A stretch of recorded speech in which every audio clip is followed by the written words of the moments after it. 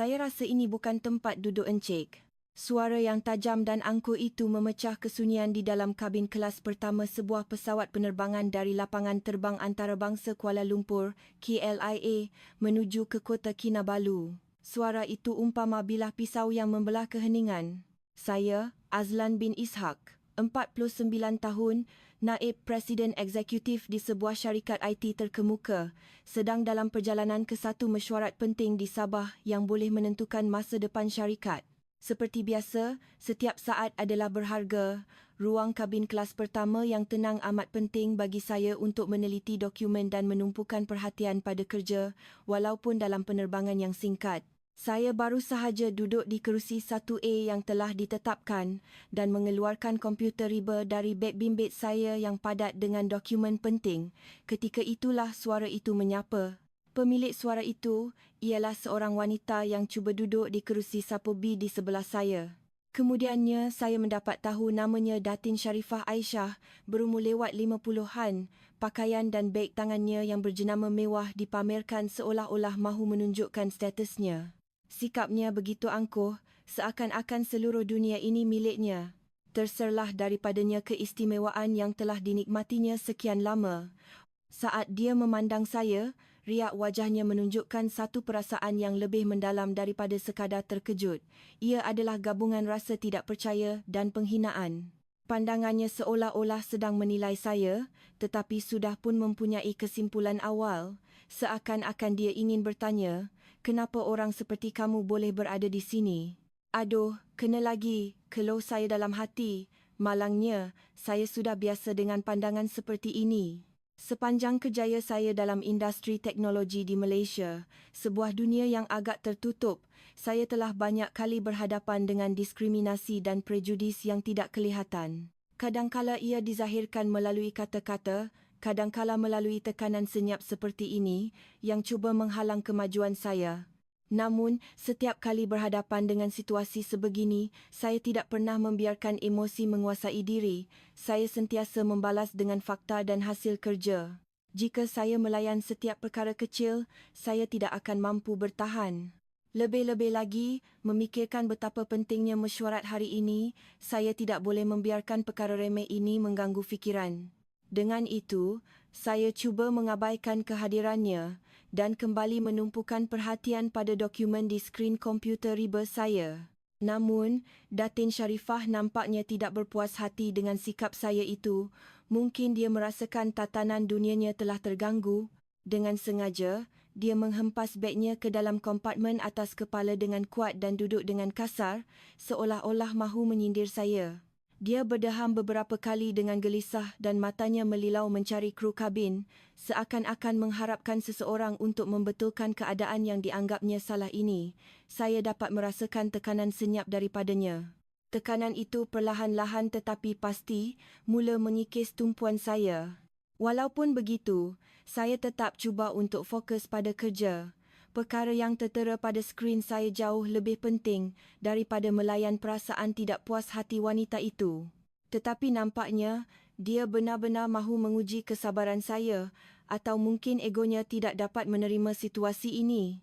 Dengan lagak yang sukar dipercayai, dia mencondongkan badannya ke arah saya dan bersuara sekali lagi.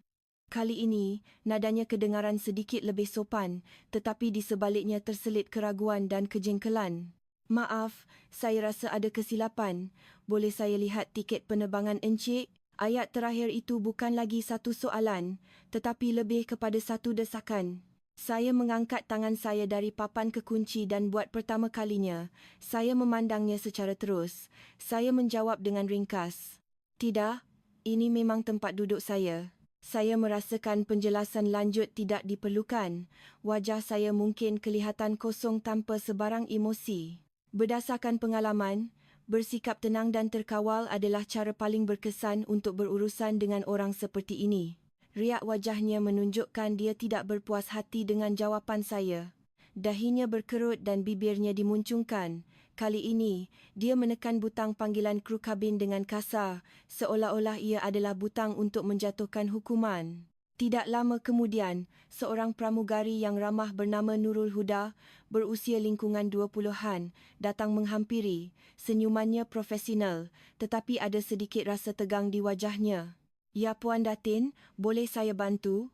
Datin Sharifah berdeham dengan gaya seorang mangsa dan berkata, "Ya, nampaknya ada sedikit kekeliruan. Saya rasa encik ini tersilap tempat duduk. Boleh kamu periksa?" Nada suaranya seolah-olah dia yakin Nurul Huda akan menyebelahinya. Nurul Huda memandang saya sekilas. Matanya menunjukkan rasa keliru dan ingin tahu. Saya hanya membalas pandangannya tanpa mengubah ekspresi wajah. Nurul Huda segera mengeluarkan perantinya dan menyemak senarai penumpang dengan pantas. "Encik Azlan bin Ishak, betul, memang ini tempat duduk encik, Puan Datin. Tempat duduk Puan Datin adalah 1B. Ada apa-apa yang boleh saya bantu lagi?" Suara Nurul Huda sopan tetapi tegas. Terdapat keyakinan yang tidak berbelah bahagi dalam kata-katanya, berdasarkan fakta. Pada ketika itu, saya dapat melihat wajah Datin Sharifah berubah pucat, darah seakan-akan surut dari mukanya. Jelas sekali perkembangan ini di luar jangkaannya. Dia cuba menutup malunya dengan senyuman yang dipaksa. "Oh, begitu ya. Saya ingatkan dia yang tersilap. Maafkan saya." Namun, kata-kata maafnya langsung tidak kedengaran ikhlas. Nurul Huda, yang mungkin sudah faham akan situasinya, menjawab dengan senyuman profesional, "Tidak mengapa, Puan Datin. Ada apa-apa lagi yang boleh saya bantu?" Tak ada," jawab Datin Sharifah, acuh tak acuh, lalu memalingkan mukanya keluar tingkap seolah-olah mahu melarikan diri. Namun, saya perasan bahunya sedikit menggeletar. Saya dapat merasakan bahawa perkara ini belum akan berakhir. Egonya pasti telah tercalar dengan teruk. Saya cuba menumpukan perhatian semula kepada kerja. Saya tidak mahu membazirkan masa berharga dengan konflik bersama penumpang di sebelah. Tetapi, telahan saya tepat. Datin Sharifah nampaknya tidak akan menerima keadaan ini begitu sahaja. Dia duduk dengan tubuh yang tegang, tangan disilangkan di dada dan belakangnya tegak. Posternya jelas menggambarkan konflik dalaman yang sedang dialaminya. Tidak sukar untuk membayangkan apa yang sedang bermain di fikirannya. "Kenapa aku perlu duduk di sebelah lelaki macam ni? Ini kan tempat untuk golongan elit seperti kami. Mesti ada kesilapan." Baginya, yang sudah terbiasa dengan layanan kelas pertama, melihat seorang lelaki seperti saya yang tidak kelihatan seperti seorang korporat ternama sedang menaip di komputer riba dengan selamba adalah satu penghinaan dan cabaran terhadap pandangan dunianya. Bukan saya yang melakukan kesalahan. Kehadiran saya sahaja sudah cukup untuk membuatnya berasa jengkel, dan kejengkelan itu semakin membuak-buak secara senyap tetapi pasti. Tidak lama kemudian, saya perasan nafasnya menjadi semakin kencang. Akhirnya, dia menekan butang panggilan sekali lagi. Bunyinya kedengaran lebih tegang daripada sebelumnya. Nurul Huda datang sekali lagi. Senyumannya masih profesional, tetapi matanya kelihatan sedikit lebih letih. "Ya Puan Datin, ada apa-apa lagi?" Datin Sharifah merendahkan suaranya dan berkata dengan berhati-hati, "Boleh tak saya tukar tempat duduk? Saya rasa tak selesa." Nurul Huda kelihatan sedikit terkejut, tetapi segera mengawal riak wajahnya. "Adakah terdapat sebarang masalah dengan kerusi Puan Datin? Mungkin kerusi sandar rosak atau..." Datin Sharifah terdiam seketika, kemudian memuncungkan bibirnya ke arah saya sambil berbisik, "Bukan. Cuma saya tak selesa duduk di sini. Awak faham, kan?" Walaupun alasannya tidak dinyatakan dengan jelas, niatnya sangat ketara. Pandangan dan nada suaranya penuh dengan penolakan terhadap saya. Senyuman Nurul Huda kelihatan sedikit kaku. Mungkin sebagai seorang pramugari, dia pernah berhadapan dengan permintaan tidak munasabah seperti ini. "Saya minta maaf atas ketidakselesaan Puan Datin. Jika ada masalah teknikal pada kerusi, kami akan segera atasinya." "Bukan itu masalahnya. Saya cuma nak tukar ke tempat lain." "Mana-mana pun tak apa." Kata-katanya bukan lagi satu permintaan, tetapi lebih kepada satu arahan. Sepanjang masa itu, saya hanya berdiam diri dengan tangan di atas papan kekunci. Saya mendengar perbualan mereka, tetapi saya rasa tidak perlu untuk campur tangan. Saya tahu jika saya bersuara, keadaan hanya akan menjadi lebih buruk. Nurul Huda memandang saya sekali lagi, kemudian memeriksa perantinya. Saya minta maaf, Puan Datin, kelas pertama penuh hari ini. Wajah Datin Sharifah serta-merta berubah. Nurul Huda kelihatan serba salah, tetapi menambah, tetapi jika Puan Datin tidak kisah, masih ada beberapa tempat duduk kosong di kelas ekonomi. Kelas ekonomi.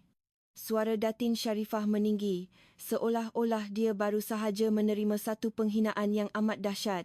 Mukanya merah padam kerana marah, merosakkan wajahnya yang anggun. Mustahil. Awak ingat saya siapa? Jadi maksud awak memang tak boleh tukar langsung? Ya, Puan Datin. Saya minta maaf. Saya harap Puan Datin boleh kekal di tempat duduk yang telah ditetapkan. Suara Nurul Huda tidak lagi kedengaran simpatik, tetapi lebih formal dan tegas. Ia seolah-olah kata putus bahawa tiada rundingan lanjut akan dilayan. Datin Sharifah mengetap bibirnya. Dia cuba tersenyum, tetapi ia hanyalah satu seringai yang janggal. Baiklah, kalau dah tak boleh buat apa-apa. Suaranya kedengaran seperti orang yang menyerah kalah, tetapi pada masa yang sama seperti sedang merancang langkah seterusnya. Nurul Huda hanya berkata, jika ada apa-apa lagi, sila panggil saya, lalu beredar, tetapi Datin Sharifah masih menggeletar kerana marah. Egonya hancur berkecai, dan kemarahannya jelas ditujukan kepada saya. Saya kembali menghadap skrin komputer, berpura-pura seolah-olah dia tidak wujud. Saya percaya itu adalah tindakan terbaik. Namun, mungkin sikap acuh tak acuh saya itu yang membuatkan kemarahannya semakin meluap-luap. Seperti yang dijangka, dia menekan butang panggilan untuk kali ketiga.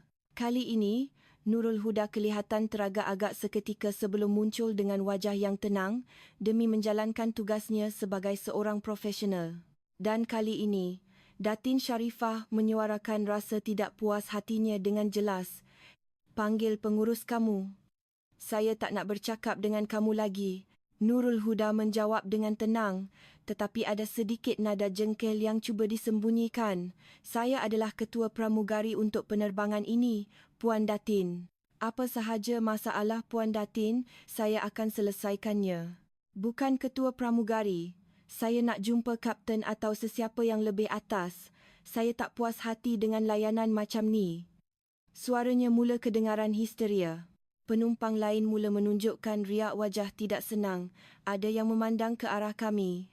Saya terdengar seorang lelaki separuh baya yang memakai fon telinga tanpa wayar mengeluh dengan jelas. Aduh, apa lagi ni? Cukuplah tu. Suasana di dalam kabin semakin tegang. Maafkan saya, Puan Datin. Kapten sedang membuat persiapan untuk berlepas dan perlu menumpukan perhatian pada keselamatan penerbangan. Beliau tidak boleh diganggu. Saya akan bertanggungjawab sepenuhnya untuk menangani sebarang isu. Sila beritahu saya apa masalahnya.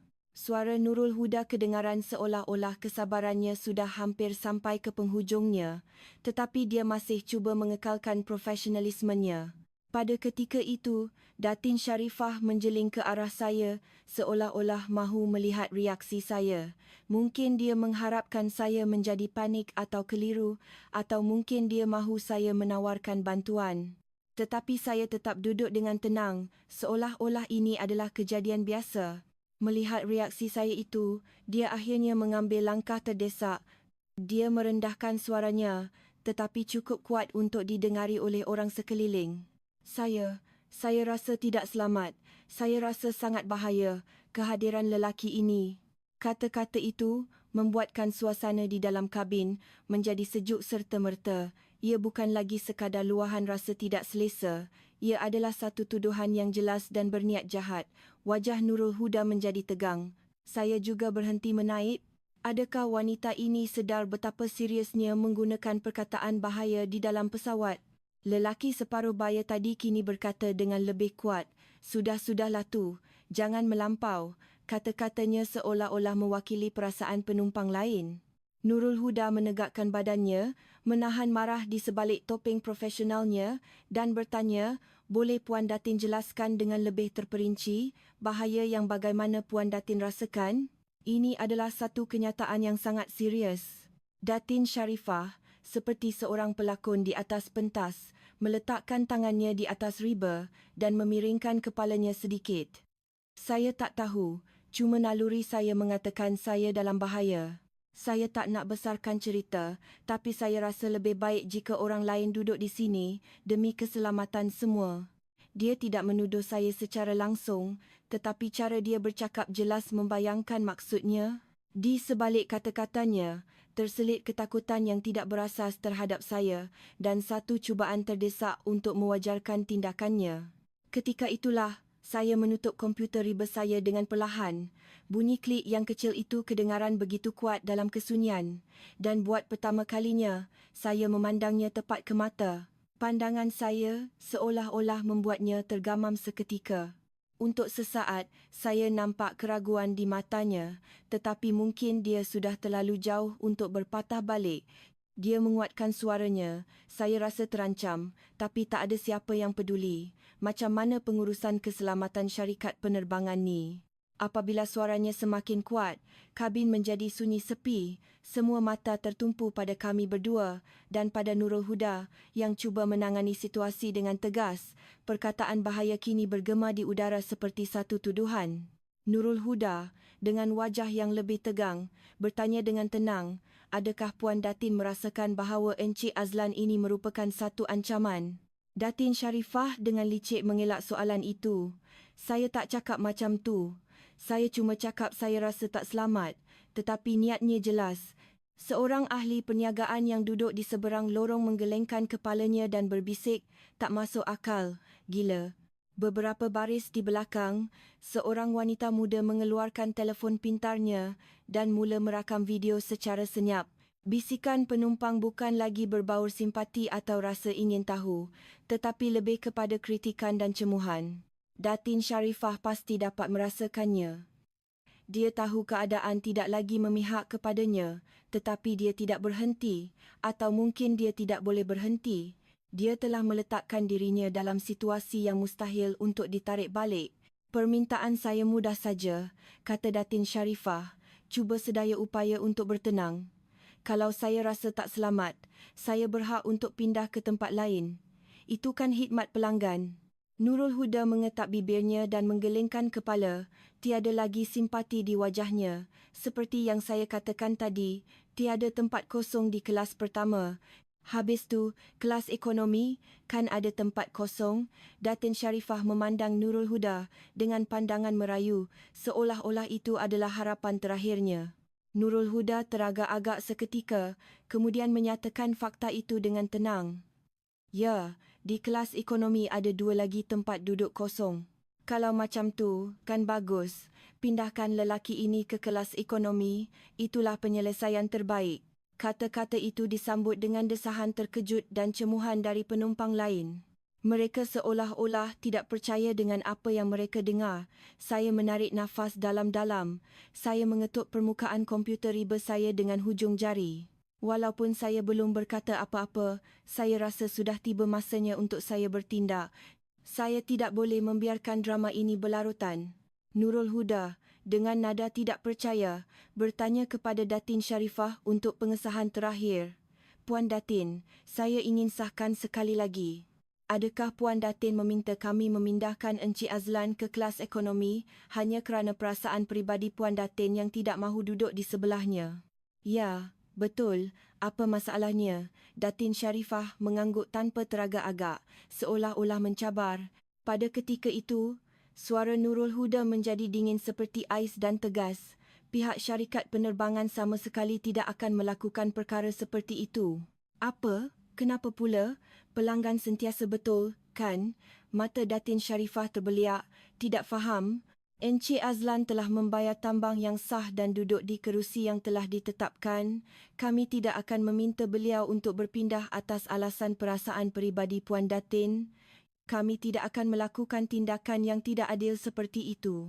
Kata-kata Nurul Huda jelas dan padu. Muka Datin Sharifah menjadi merah padam. Kebanyakan penumpang kini memandangnya dengan pandangan menghina tanpa berselindung lagi. Ada yang menggelengkan kepala, ada yang terus merakam. Dengan suara yang menggeletar, dia berkata, Saya cuma minta pertimbangan biasa. Kenapa saya perlu dimalukan macam ni? Nurul Huda membalas dengan tegas, apa yang Puan Datin minta bukan pertimbangan, tetapi satu permintaan yang bersifat diskriminasi. Permintaan untuk menurunkan seorang penumpang yang mempunyai tiket sah dari kelas pertama ke kelas ekonomi tanpa sebarang alasan yang munasabah adalah satu tindakan diskriminasi yang tidak adil terhadap Encik Azlan. Kata-kata itu bergema di dalam kabin seperti satu penghakiman. Seseorang bersiul perlahan dan kemudian suasana menjadi sunyi sepi. Saya hanya memandang Datin Sharifah dalam diam. Seolah-olah telah dijangka, Datin Sharifah kelihatan sangat panik. Degupan jantungnya seakan-akan boleh didengari. Keadaan telah bertukar menjadi sesuatu yang sama sekali di luar dugaannya. Keadilan yang cuba ditegakkannya kini berbalik dan menyerang dirinya sendiri. Nurul Huda menegakkan badannya dan memberikan amaran terakhir dengan suara yang tenang. Penerbangan akan berlepas sebentar lagi. Jika Puan Datin enggan kembali ke tempat duduk dan tidak mematuhi arahan kru kabin, kami akan menganggapnya sebagai satu tindakan yang mengganggu keselamatan penerbangan di bawah Undang-Undang Penerbangan dan Puan Datin akan diminta untuk meninggalkan pesawat ini. Tinggalkan pesawat? Saya? Jangan bergurau. Suara Datin Sharifah pecah. Puan Datin ada dua pilihan. Duduk di kerusi Puan Datin atau tinggalkan pesawat ini sekarang.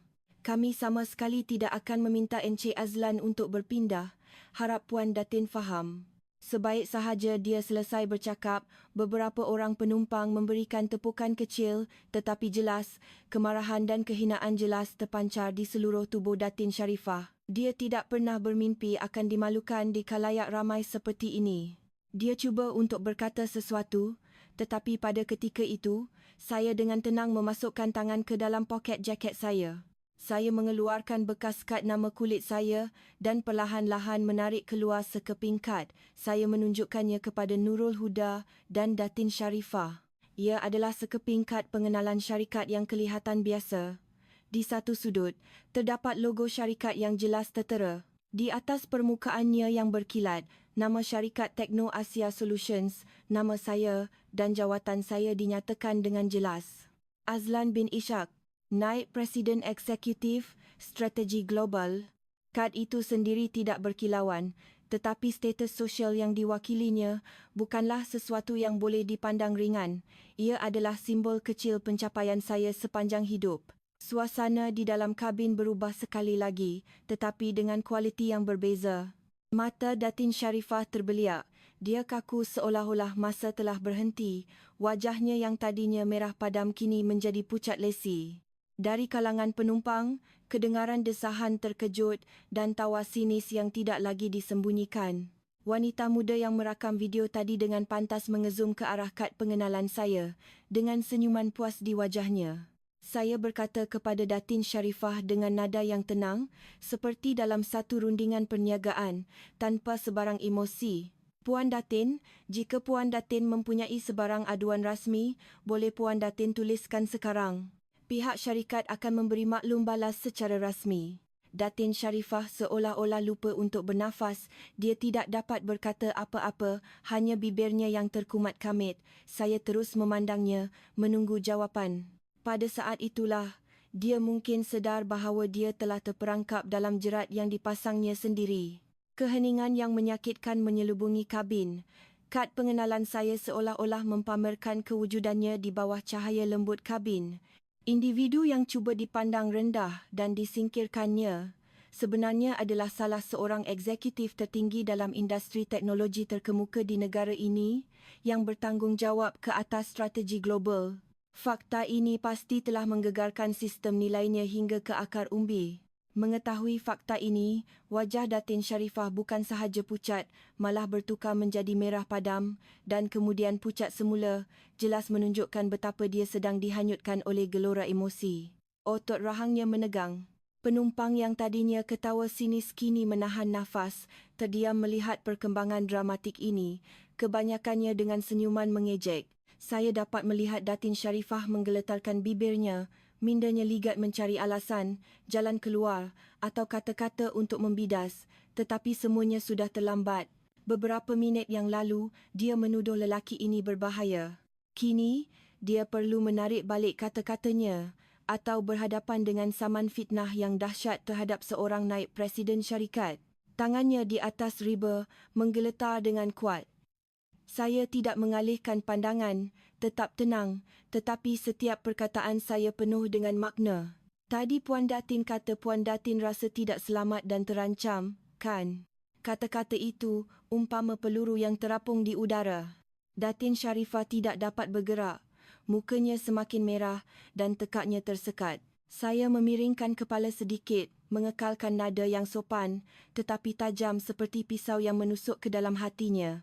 Memandangkan Puan Datin telah membuat kenyataan yang begitu serius di dalam pesawat awam, syarikat penerbangan ini perlu mengesahkan asas tuduhan tersebut secara rasmi. Jika saya telah melakukan sesuatu yang salah, atau jika Puan Datin menganggap saya seorang yang berbahaya, sila nyatakan, saya sedia mendengar. Bagaimana? Kini, tuduhannya bahawa saya berbahaya mempunyai implikasi yang berbeza. Jika dia masih berkeras, dia perlu terus menuduh seorang naib presiden syarikat tersenarai awam sebagai berbahaya tanpa sebarang bukti kukuh. Akibatnya pasti amat besar. Walaupun Datin Sharifah telah hilang pertimbangan seketika, dia pasti dapat membayangkan masa depan yang malang menantinya. Dari tempat duduk belakang, seseorang ketawa kecil dan berkata, padan muka, kena buku dengan ruas. Wanita muda yang merakam video kini menghalalkan kameranya ke wajah Datin Sharifah yang penuh keputusasaan. Nurul Huda berdiri di tepi dengan tangan bersilang, kelihatan berkecuali, tetapi matanya menunjukkan harapan dan kelegaan. Datin Sharifah tercunggap-cunggap, dia tidak boleh mengaku berbohong, tetapi dia juga tidak mempunyai sebarang bukti untuk terus menuduh saya. Paling teruk, dia boleh didakwa kerana mengganggu operasi dan memfitnah. Mana-mana jalan yang dipilihnya akan membawa pada. Dia sudah tiada jalan keluar. Akhirnya, selepas keheningan yang dirasakan seperti selamanya, dia menggelengkan kepalanya dengan lemah dan berkata dengan suara yang hampir tidak kedengaran, tidak, saya tiada apa-apa nak cakap. Itu kesilapan saya. Mendengarnya, saya mengangguk kecil seolah-olah sudah menjangkakannya. Saya menyimpan semula kad pengenalan saya dan membuka komputer riba sekali lagi, seolah-olah satu babak drama telah berakhir. Sekurang-kurangnya bagi saya. Tetapi bagi Datin Sharifah, ia mungkin permulaan kepada mimpi ngerinya. Beberapa orang penumpang menghela nafas lega, ada yang bertepuk tangan kecil. Ahli perniagaan di seberang lorong tersenyum puas dan kembali membaca surat khabarnya. Wanita yang merakam video tadi sedang menaip sesuatu di telefonnya dengan pantas dan gembira. Fikiran saya sudah kembali normal, tetapi tidak bagi Datin Sharifah.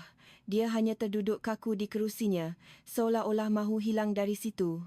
Peristiwa itu mungkin hanya berlaku selama belasan minit, tetapi ia mungkin telah menjadi satu insiden yang tidak dapat diubah dalam hidupnya. Kerana setiap detik telah dirakam dan mungkin sedang tersebar dengan pantas di dunia digital pada saat ini juga. Dia memandang sekeliling dengan cemas, tetapi tiada lagi pandangan simpati untuknya. Sebaliknya, pandangan yang penuh dengan rasa ingin tahu dan penghinaan menusuknya tanpa belas kasihan. Malah Nurul Huda, yang tadinya cuba menyelesaikan masalah dengan baik, kini menunjukkan ekspresi yang dingin dan profesional. Dia menelan air liur. Keputusasaan jelas menyelubunginya. Pesawat belum pun berlepas, tetapi dia pasti merasakan kehidupan sosialnya sedang runtuh di depan mata. Dia tidak bergerak, matanya kosong memandang ke hadapan, nafasnya pendek dan laju. Ini bukan sekadar rasa malu. Ini adalah penghinaan di khalayak ramai yang diciptanya sendiri. Saya kembali menghadap komputer riba seolah-olah tiada apa yang berlaku. Saya sengaja berpura-pura seolah-olah dia tiada di sebelah saya, tetapi penumpang lain tidak akan melupakannya dengan mudah. Suasana di dalam kabin menjadi tegang dan dingin, jauh berbeza daripada suasana mesra sebelum ini. Ketika itu, Nurul Huda menghampiri Datin Sharifah sekali lagi. Langkahnya kali ini lebih tegas dan formal. Puan Datin, saya harap selepas berlepas nanti, Puan Datin tidak akan mengganggu penumpang lain dan sila bertenang. Nada suaranya yang lembut tadi telah hilang sama sekali, digantikan dengan sikap yang sopan tetapi tegas dan tidak boleh dibantah. Beberapa penumpang berpura-pura tidak mendengar, tetapi jelas mata mereka memandang ke arah kami. Datin Sharifah pasti mahu menjerit sekuat hati. Kenapa dia perlu menerima amaran yang memalukan ini dan dilayan seperti dialah punca kekecohan? Tetapi kad pengenalan saya dan kata-katanya yang bodoh telah mengubah segalanya. Dia tiada lagi jalan keluar atau ruang untuk membantah. Dengan bibir yang kaku, Datin Sharifah cuba menjawab. Suaranya menggeletar. Ya, baik. Tentu sekali. Nurul Huda memandangnya seketika, kemudian mengangguk kecil tetapi tajam. Saya harap Puan Datin berpegang pada janji, katanya sebelum berpaling dan beredar. Datin Sharifah menghela nafas panjang dan berat. Tangannya digenggam erat di atas riba. Mungkin dia fikir semuanya sudah berakhir atau berharap ia akan berakhir. Tetapi ketika itulah, bunyi notifikasi telefon pintar yang nyaring memecah kesunyian seumpama isyarat malapetaka. Datin Sharifah terkejut dan mengangkat muka. Wanita muda tadi sedang memandang skrin telefonnya dengan puas dan dengan bangga mengetik skrinnya 2 kali. Peluh sejuk pasti mengalir di leher Datin Sharifah. Dia kenal riak wajah itu.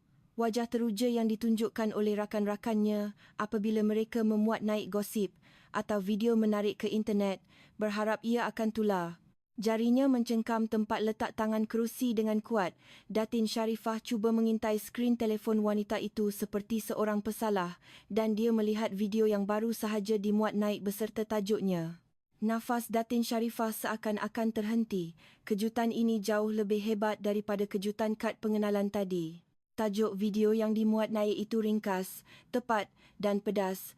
Viral, Datin kerik halau lelaki dari first class. Tak sangka dia naik Presiden Syarikat Teknologi Besar, Kantoi. Tangan Datin Sharifah menjadi sejuk seperti ais dan seluruh badannya menggeletar. Pesawat belum pun berlepas, tetapi dia sudah merasa seolah-olah telah kehilangan segalanya, terhumban ke dalam jurang keputusasaan. Sekali video itu dilepaskan ke lautan internet, tiada siapa yang dapat menghentikannya. Ia akan menjadi raksasa yang tidak terkawal yang akan memusnahkan hidupnya. Dia cuba bertenang dengan memejamkan matanya, tetapi telefon pintar di dalam beg tangannya mula bergetar tanpa henti, seperti panggilan maut. Sekali, 2 kali, 3 kali, dadanya terasa sesak.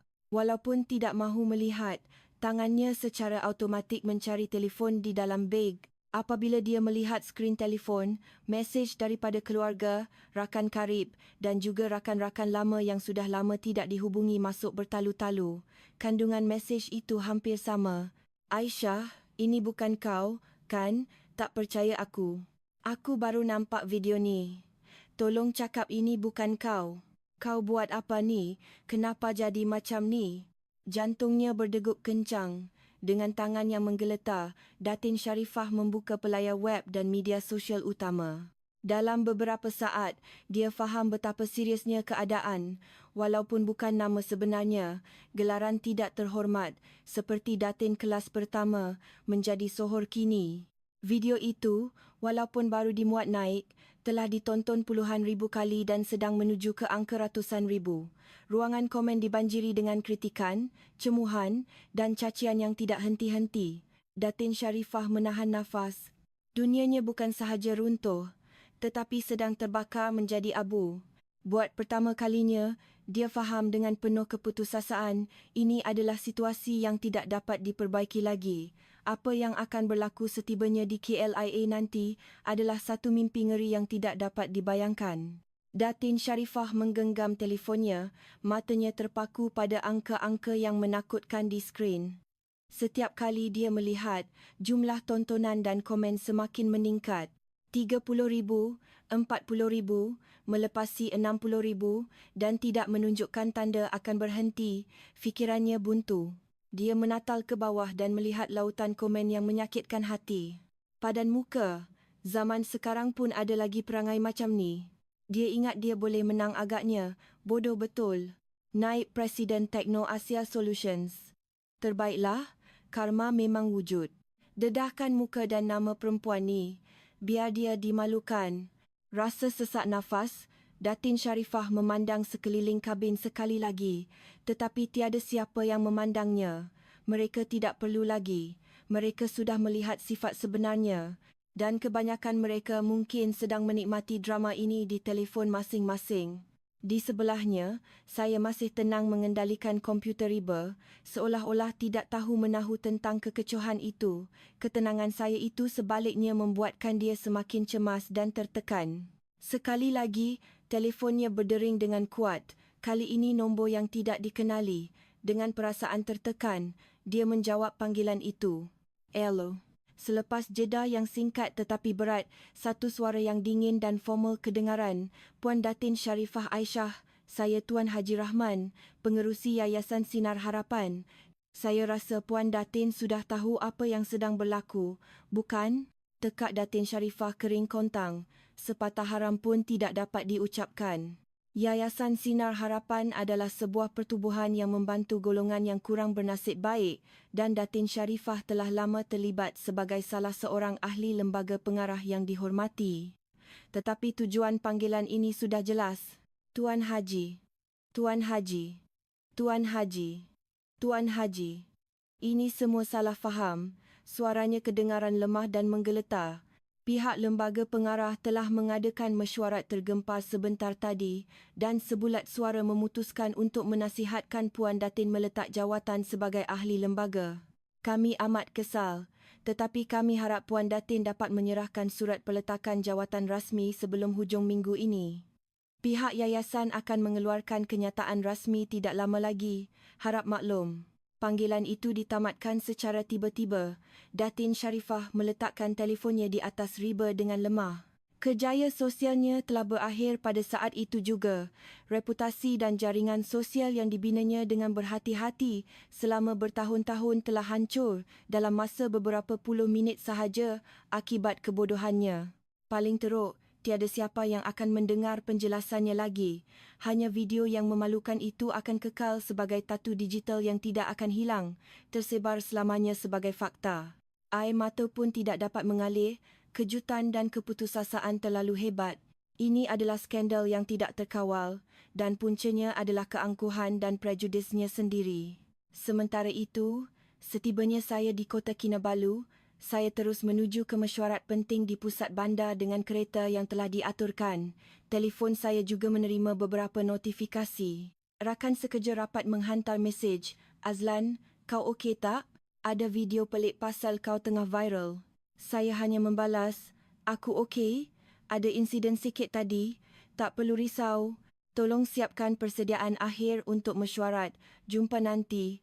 Itu sudah cukup. Bagi saya, kejadian itu sudah menjadi masa lalu. Nama Datin Sharifah Aisyah sudah hampir pudar dari ingatan saya. Bagi wanita itu, ia mungkin satu peristiwa yang memusnahkan hidupnya. Tetapi bagi saya, ia hanyalah satu insiden yang tidak menyenangkan dalam perjalanan kerjaya saya yang panjang. Di mana sahaja saya bekerja, kemungkinan untuk berhadapan dengan prejudis dan salah faham seperti ini tidak pernah sifar. Tetapi ia tidak akan menghentikan langkah saya atau kerja yang saya cuba capai. Saya akan terus fokus pada kerja saya, bekerjasama dengan rakan-rakan dan maju ke arah matlamat yang telah ditetapkan. Itulah cara hidup Azlan bin Ishaq. Dan saya percaya, itulah cara terbaik untuk menentang prejudis yang tidak kelihatan. Setahun telah berlalu sejak insiden itu. Saya tidak tahu bagaimana kehidupan Datin Sharifah sekarang. Saya hanya berharap kejadian itu menjadi satu pengajaran yang mendalam baginya dan orang di sekelilingnya untuk berfikir dengan lebih matang. Semua orang melakukan kesilapan. Yang penting adalah apa yang kita pelajari daripadanya dan bagaimana kita menggunakannya untuk masa depan. Saya berharap dia telah menemui jalan baru dari penderitaan itu. Bagi saya sendiri, kejadian di dalam pesawat itu menjadi satu pengalaman yang membuatkan saya berfikir secara mendalam tentang cara kita menilai orang lain dan apa itu maruah manusia. Ia mengajar saya tentang kesukaran dan kepentingan untuk melihat melampaui perkara luaran seperti jawatan, penampilan atau tanggapan pertama dan cuba memahami apa yang ada di dalam diri seseorang. Dan yang paling penting, ia mengingatkan saya tentang betapa pentingnya untuk tidak kehilangan diri sendiri, mengekalkan ketenangan dalaman dan maruah, tidak kira betapa tidak adilnya situasi yang kita hadapi. Kehidupan kita terdiri daripada pertemuan dan perpisahan yang tidak terkira banyaknya. Kadangkala kita mungkin menyakiti seseorang secara tidak sengaja dan kadangkala kita menerima kesan yang mendalam daripada orang lain. Jika anda berada dalam situasi seperti saya atau Datin Sharifah, apakah pilihan yang akan anda buat? Apa yang anda rasai dan pelajari daripada kisah ini adalah persoalan penting yang ada di dalam hati setiap pembaca. Semoga ia menjadi pemangkin kepada pemahaman dan empati yang lebih mendalam terhadap orang lain dan semoga kita semua terus berusaha untuk meruntuhkan tembok prejudis yang tidak kelihatan, walau sedikit demi sedikit.